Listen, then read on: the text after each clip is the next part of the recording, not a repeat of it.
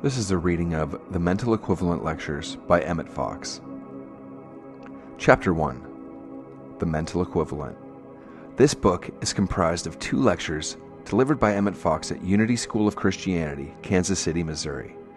We are all supremely interested in one subject.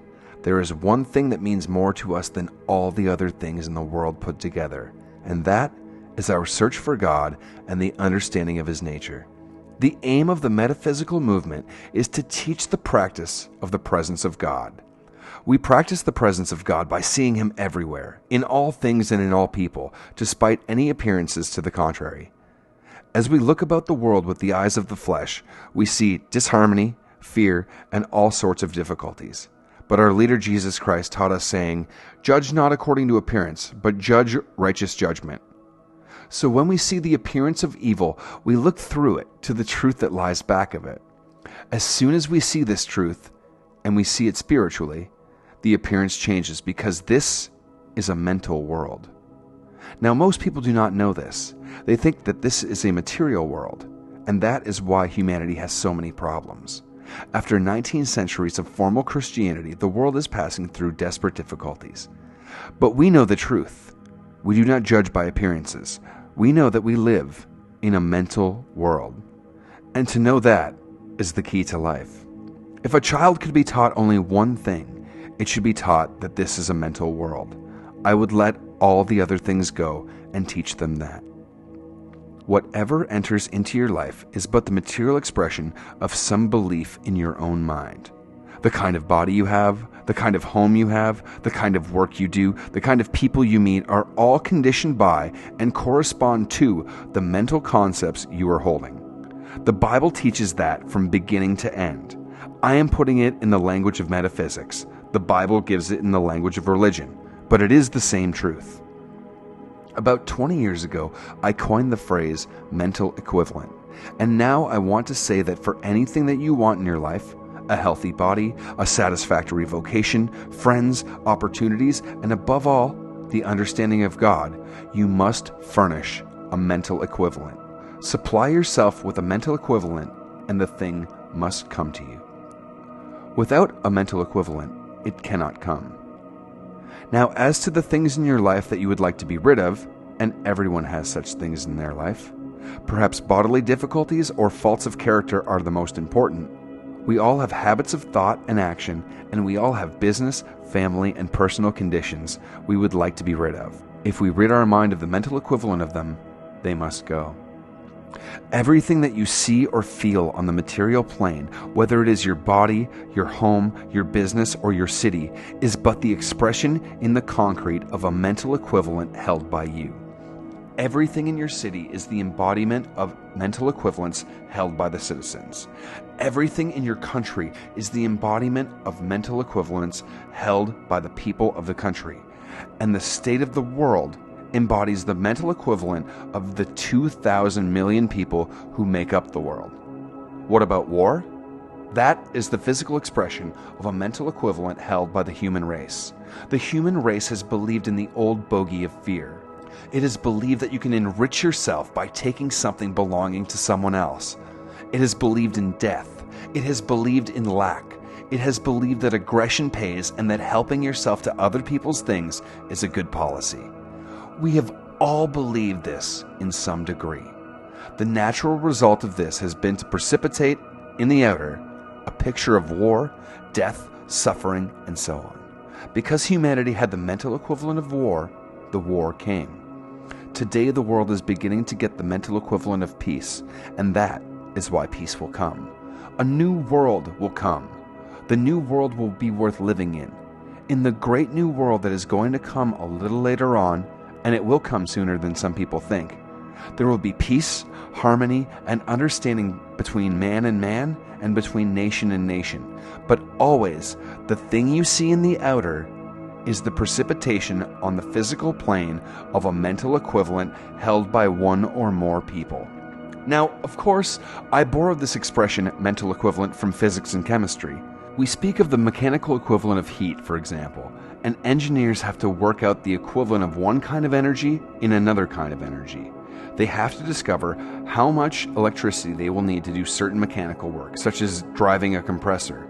They have to find out how much coal will be needed to produce so much electricity, and so on. In like manner, there is a mental equivalent of every object or occurrence on the physical plane. The secret of successful living is to build up the mental equivalent that you want and to get rid of or expunge the mental equivalent that you do not want. Suppose you have rheumatism. I have friends in London who have it all the time. In fact, rheumatism used to be called the national British disease. Some people there have it beginning in October and lasting until March. Others only have it until Christmas. Others do not get it before Christmas and then have it until February. Of two men living in the same town, doing the same work, eating the same food, drinking the same water, why does one have the rheumatism from October until February and the other does not have it at all or has it at a different time? Why? Because they have furnished the mental equivalent for what they get.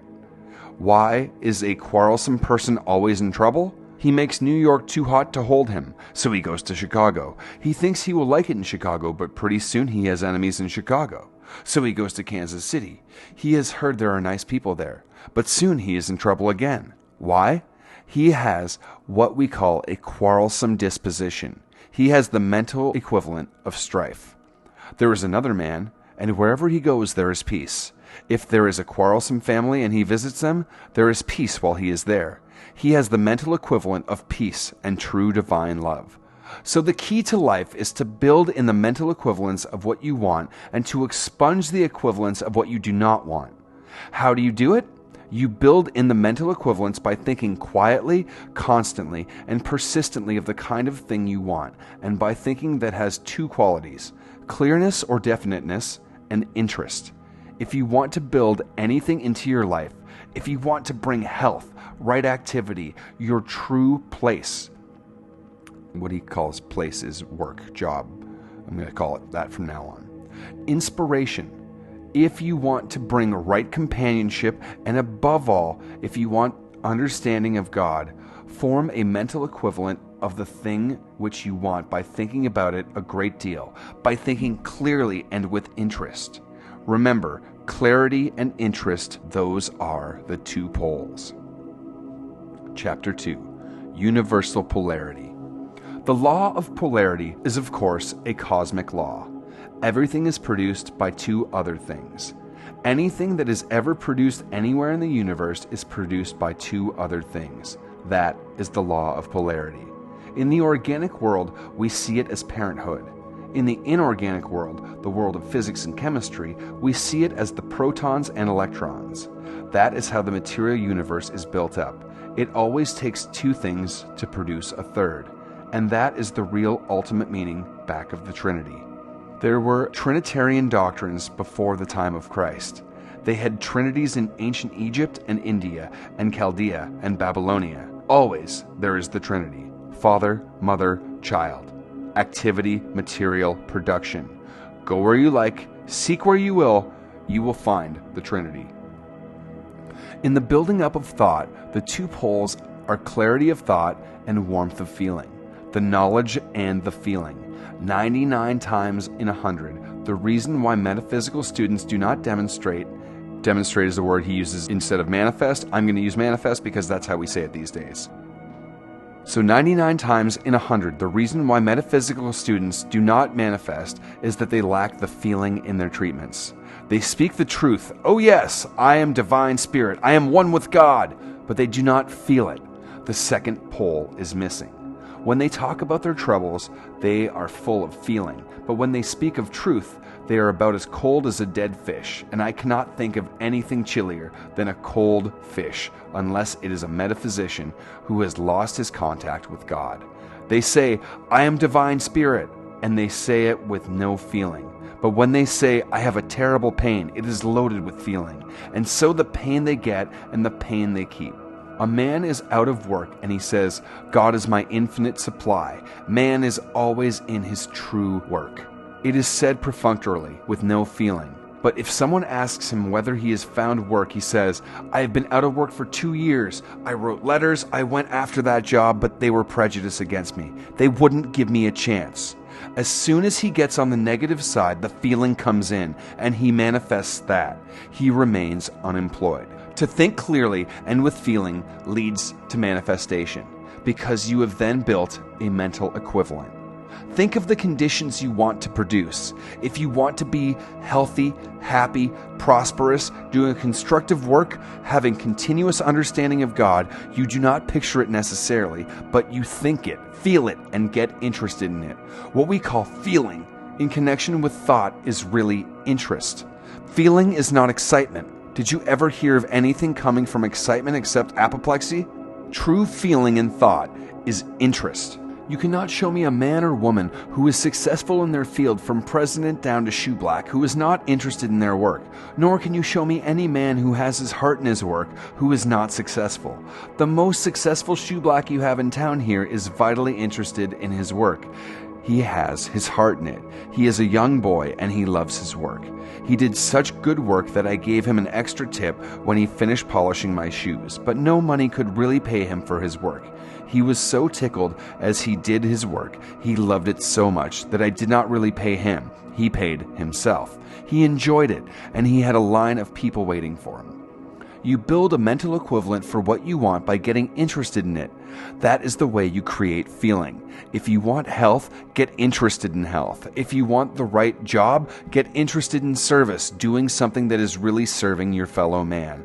The reason people do not get ahead in business is that they try to think up schemes to get their fellow man's money instead of thinking up opportunities for service. The successful man gets interested in what he wants to do and gets rid of things he is not interested in.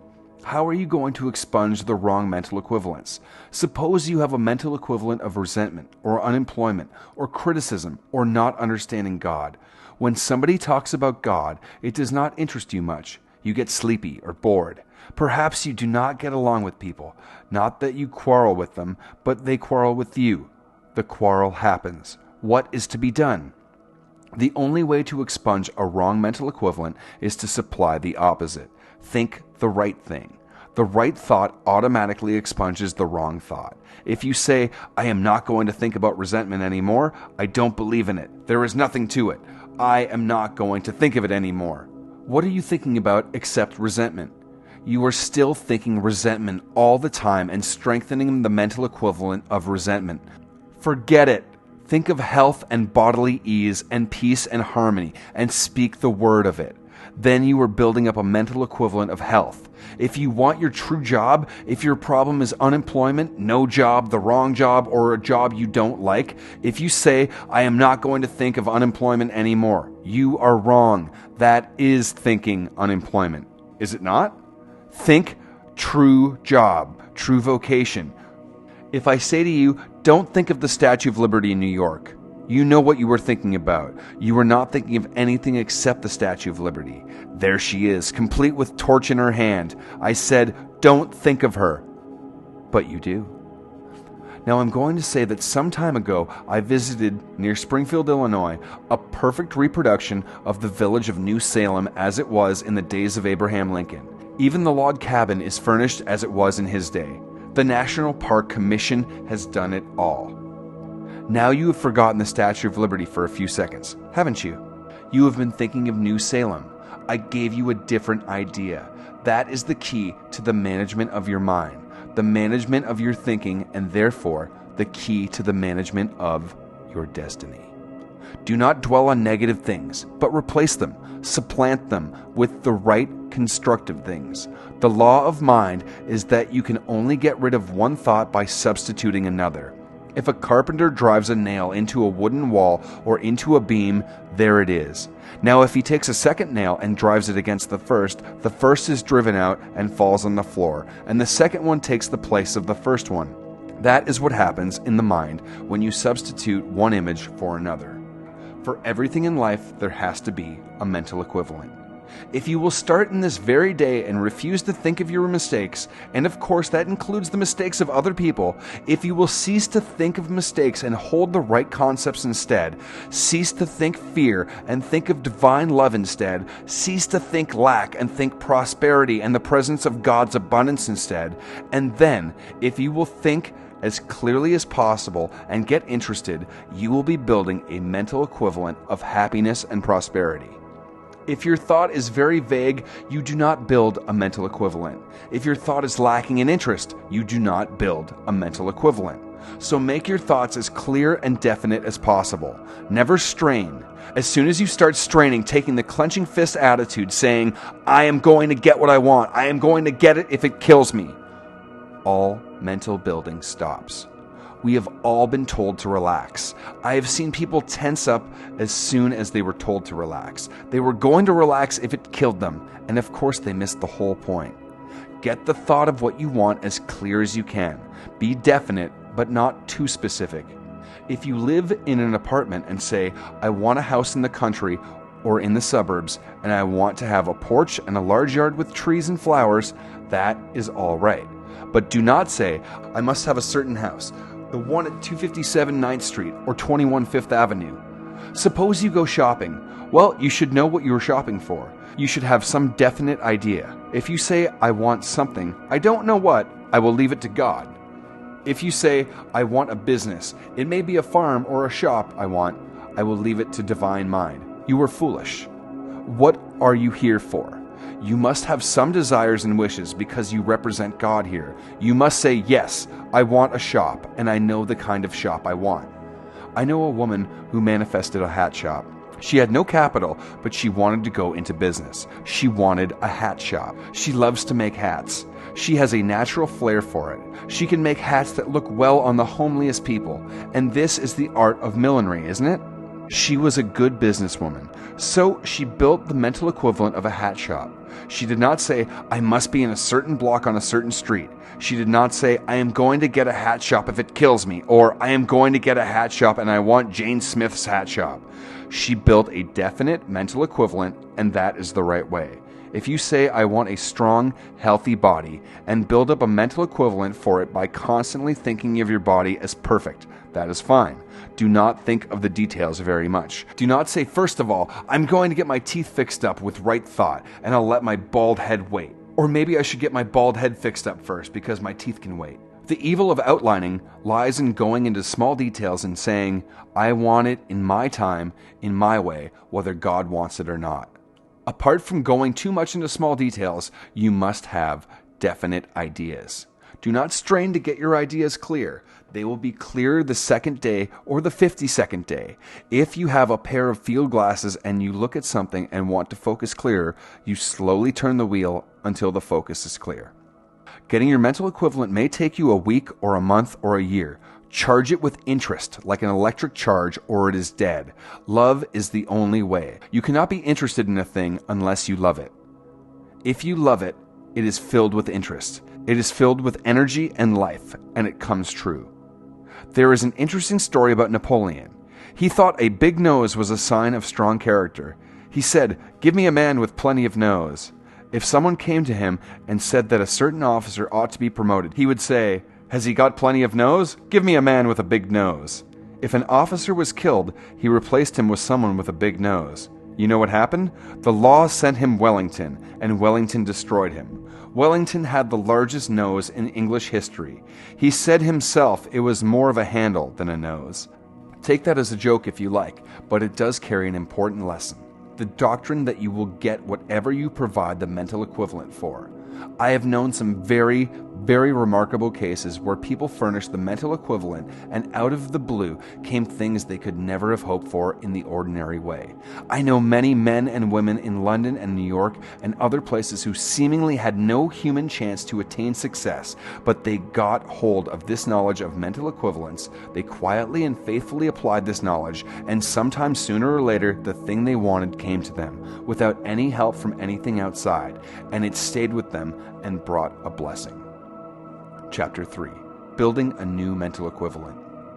It is your bounden duty to manifest, and in order to do so successfully, you need to know why you should do so. Why should you manifest at all, some people say? Since God is all, and everything is perfect, why should I seek to manifest His law? Because you have to prove the harmony of being in your own life. That is why. If there were no need to manifest, one might just as well go to bed and stay there, or more simply still, stroll around to the nearest undertaker. Of course, we are here on earth to express God, and true expression is what we call manifestation, because it manifests the law of being.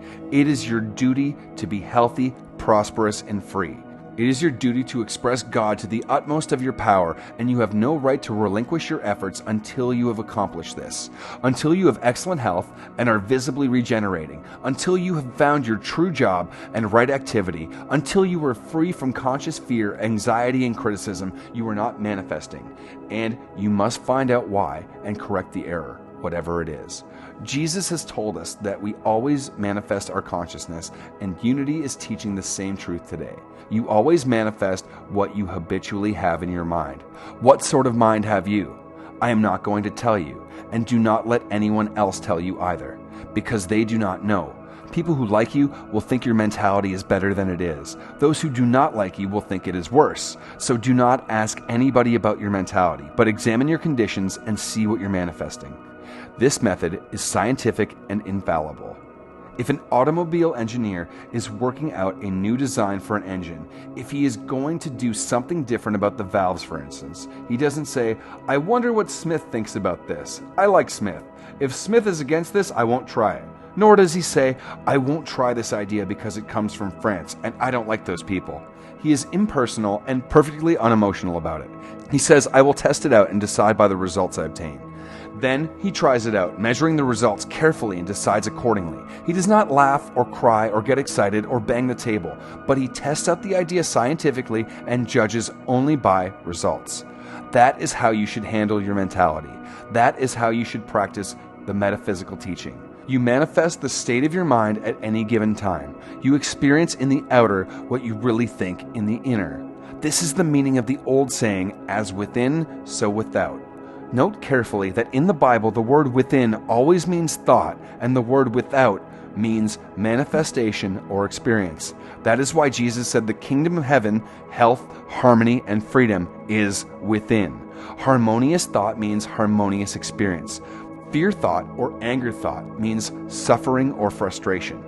This brings me to the most important thing I want to say.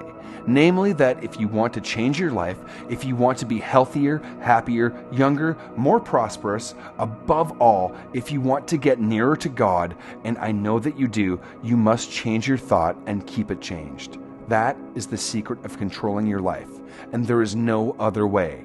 Jesus himself could not have done it in any other way, because this is a cosmic law. Change your thought and keep it changed. We have all been taught this very thing since the metaphysical movement began. I heard it stated in those very words many times nearly 40 years ago in London. But most of us are slow to realize the importance of it. If you want to change some condition in your life, you must change your thought about it and keep it changed. Then the condition will change accordingly. All that anyone else can do for you is to help you change your thought. That is what a metaphysician can do for you. But you yourself must keep it changed. No one else can think for you. No man can save his brother's soul or pay his brother's debt. To change your thought and keep it changed is the way to build a new mental equivalent. It is the secret of accomplishment.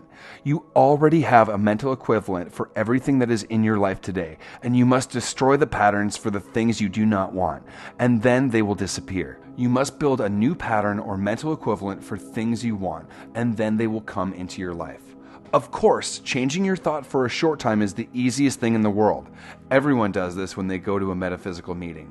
The beautiful atmosphere and the positive instruction make people feel optimistic. The teacher reminds the audience of the truth of being, and they think, I believe that. I am going to practice it. But 5 minutes after they have left the meeting, they forget about it, perhaps for hours. The trouble with most students is not that they don't change their thought, but that they don't keep it changed. If you want health, you must cease to think sickness and fear, and you must get the habit of thinking health and harmony. There can be no sickness without fear. You cannot be adversely affected by anything if you really have no fear concerning it. Everyone has many fears in the subconscious mind that they are not consciously aware of, but they are operating just the same. A man said, "I entered a town in a foreign country in the east of Europe during a typhoid epidemic. I did not know there was any typhoid. I never thought about it. I didn't know the language and I couldn't read the papers. They were printed in Greek. Yet I got typhoid and had quite a siege. How do you account for that?" The explanation is that he believed in typhoid fever. He believed one can catch it from others, and that it makes one very ill for so many days, and therefore he had a subconscious fear of it. He subconsciously knew there was typhoid around, and as it always does, the subconscious enacted or dramatized his real beliefs and fears and presented him with a good hearty case of typhoid. If he really believed that he was a child of God who could not be hurt by anything, he would not have had typhoid. Change your thoughts and keep them changed. Not for 10 seconds or even 10 days, but steadily and permanently. Then you will build a new mental equivalent, and a mental equivalent is always manifested. The secret of harmony and success is to concentrate your thought upon harmony and success. That is why I teach that attention is the key to life. What you attend to or concentrate upon, you bring into your life because you are building a mental equivalent. Many people fail to concentrate successfully because they think that concentration means willpower. They actually try to concentrate with their muscles and blood vessels. They frown, they clench their hands. Unwittingly, they are thinking of an engineer's drill or a carpenter's bit and brace. They suppose that the harder you press, the faster you get through. But all this is quite wrong. Forget the drill and think of a photographic camera. In a camera, there is, of course, no question of pressure. The secret lies in focus. If you want to photograph something, you focus your camera lens quietly, steadily, and persistently on it for the necessary length of time. Suppose I want to photograph a vase of flowers. What do? Well, I do not press it violently against the lens of the camera. That would be silly. I place the vase in front of the camera and keep it there. But suppose after a few moments I snatch away the vase and hold a book in front of the camera, and then snatch that away and hold up a chair, and then put the flowers back for a few moments, and so forth. You know what will happen to my photograph? It will be a crazy blur. Is not that what people do to their minds when they cannot keep their thoughts concentrated for any length of time? They think health for a few minutes, and then they think sickness or fear. They think prosperity, and then they think depression. They think about bodily perfection, and then they think about old age and their pains and aches. Is it any wonder that man is so apt to manifest the marred image? Note carefully that I did not advocate taking one thought and trying to hold it by willpower. That is bad. You must allow a train of relevant thoughts to have free play in your mind, one leading naturally to the next. But they must all be positive, constructive, and harmonious, and appertaining to your desire. And you must think quietly and without effort. Then you will get the mental equivalent of all-around success. And then success itself will follow. Success in health, in social relationships, in work, and in your spiritual development. Chapter 4. Maintaining the new equivalent. It is always good to make a practical experiment, so I advise you to take a single problem in your life, something you want to get rid of or something you want to obtain, and change your thought about this thing, and keep it changed. Do not be in a hurry to select your problem. Take your time. Do not tell anyone you are doing this. If you tell a friend about it, you are thereby strongly affirming the existence of the problem, which is the very thing you were trying to get rid of. If you tell your friend that you are going to work on your rheumatism or on lack, you are making these things very real to your subconscious mind. Also, your spiritual energy is leaking away, as electricity does in what we call a ground. Take your problem and change your mind concerning it, and keep it changed for a month, and you will be astonished at the results you will get. If you really do keep your thoughts changed, you will not have to wait a month. If you really change your thought and keep it changed, the manifestation may come true in a few hours. But to keep tensely looking for the manifestation is really affirming the existence of the problem, is it not? The secret is to keep your thought changed into the new condition. So keep your thought carefully, quietly expressive of the new condition that you want to produce. Believe what you are thinking, and to prove that you believe it, you must act the part. By changing your mind about your problem in this way and keeping it changed, you are building a new mental equivalent, a mental equivalent of harmony and success, and that mental equivalent, as we know it, must be outpictured in your experience. For a while, you will find that your thought will keep slipping back into the old rut, but if you are quietly persistent, you will gain the victory. It is always a little difficult to change a habit, but it can be done. And then the new right habit becomes easier than the old wrong habit, and that is how a new mental equivalent is built.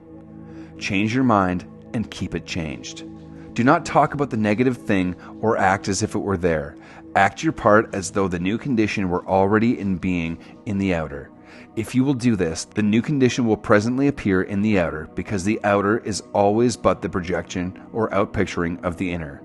We project our own belief and call it experience, and this gives us the clue to the difference between a true action and a false or unreal action. What is a true action? A true action is one that really changes things, that gets you somewhere. A false action does not. For example, if your car has traction, it is moving.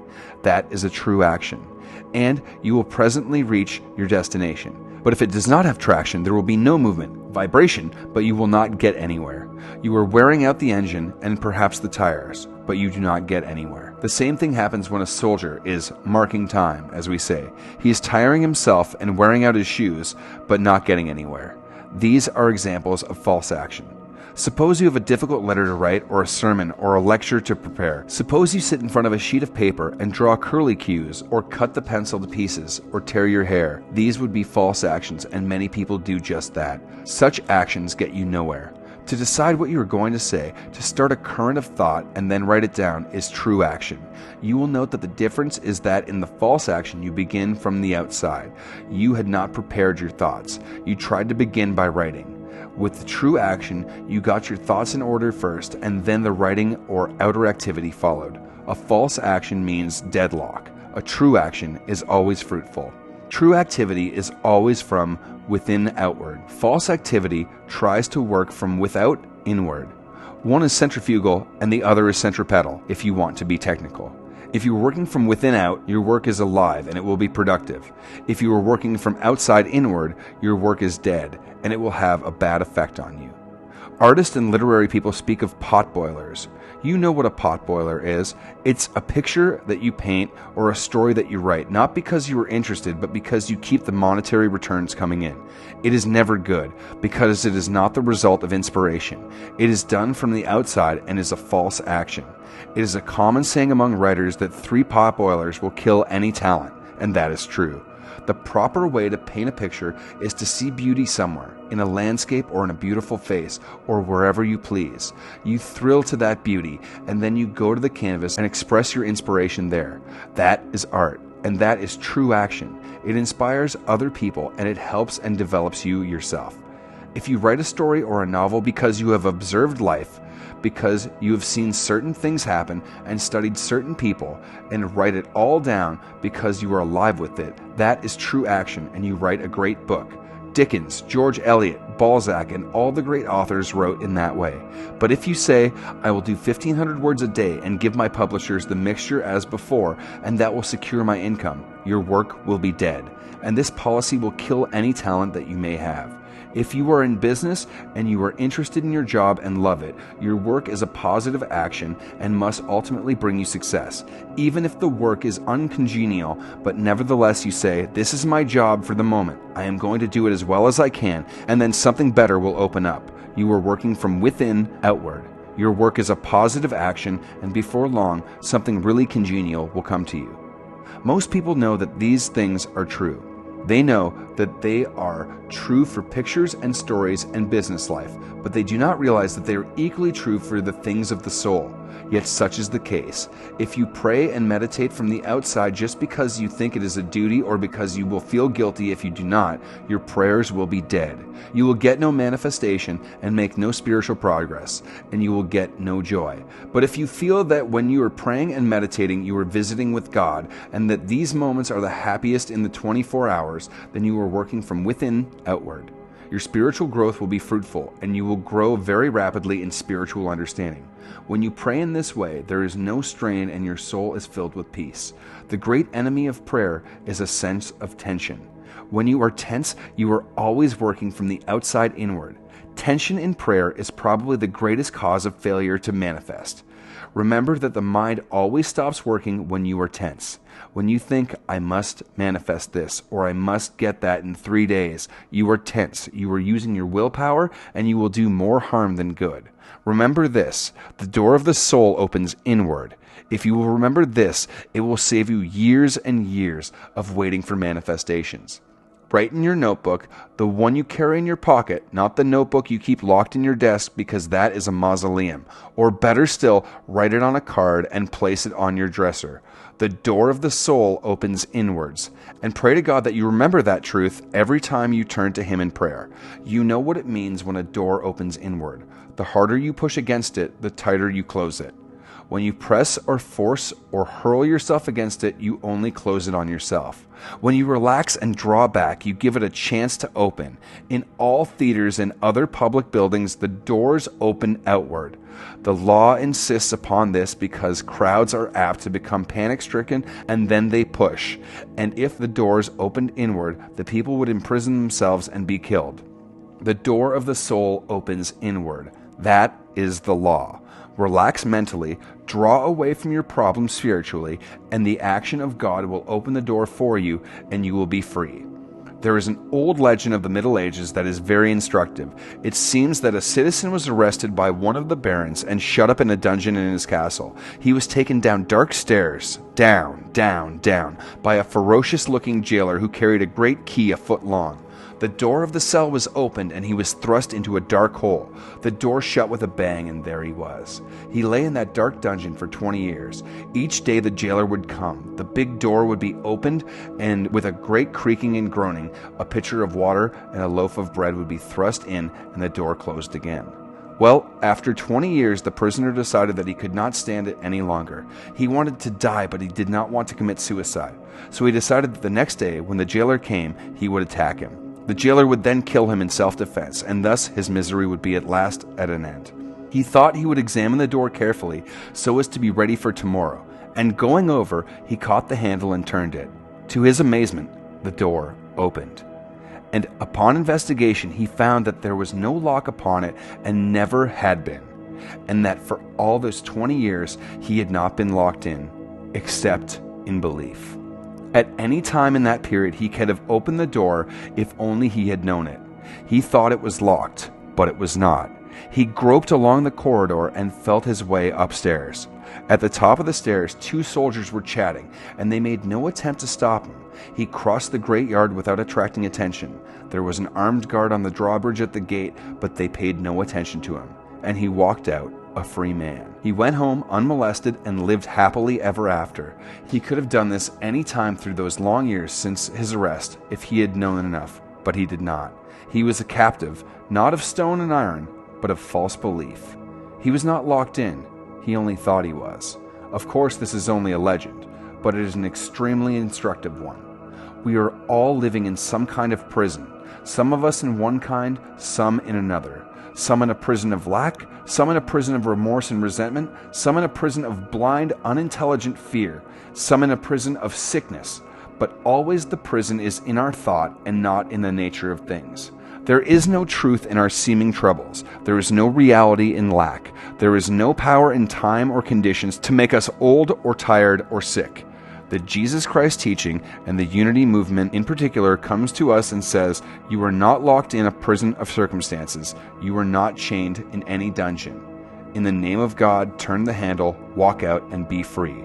Build a mental equivalent of freedom, of vibrant physical health, of true prosperity, of increasing understanding and achievement for God. Build it by thinking of it, having faith in it, and acting the part.